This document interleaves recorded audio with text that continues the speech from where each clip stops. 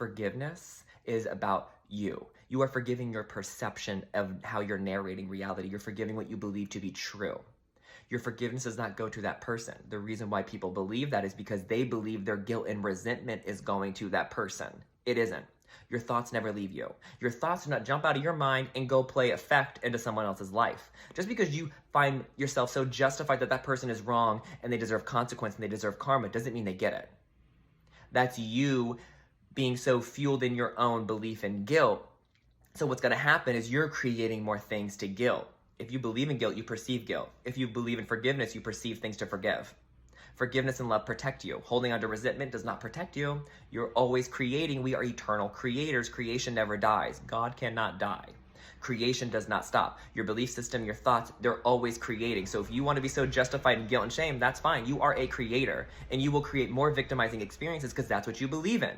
You believe you are a victim to past life circumstances. And so you keep seeing life through the same lens of victimhood. Where else is this? Where else am I being wronged? Where else am I having shame and guilt? Where else is I'm a victim too? Versus learning to forgive that you can be a victim at all. We personalize so many things that happen to us. And that's the illusion of the ego structure. The ego makes everything about itself because it's selfish. It is selfless to be objective. It is selfish to be subjective, to make everything about us, because that's the illusion. It's not. That person's intentions and motivations to project guilt and shame and attack onto you are their own. If we make that about us, that's also our own choice. And that's why we want to practice forgiveness, so we can see and be in realities that once took us out and were so traumatic to us and not be able to be affected by it.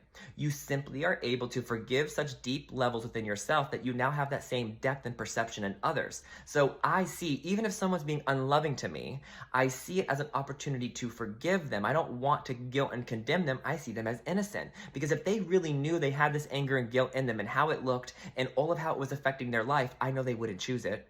If someone truly knew peace and love, they wouldn't exit it. So if we really knew peace and love, we wouldn't guilt others.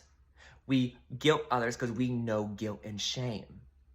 And this is why we want to forgive all the perceptions and reactions we have that are guilt or shame derivative, because we want to not believe in that anymore so we don't continue suffering in our own psyche. We can learn to navigate the trials and tribulations of life with more inner peace by not narrating it through fear, guilt, and shame. So when you learn to catch those moments and intercept them with forgiveness, say, okay, I'm just repeating an old pattern. I know this is not true, although it is still true to me now. I know this is an illusion. Let me remind myself of this. Let me be at peace. Let me forgive and try to see things differently through the lens of love.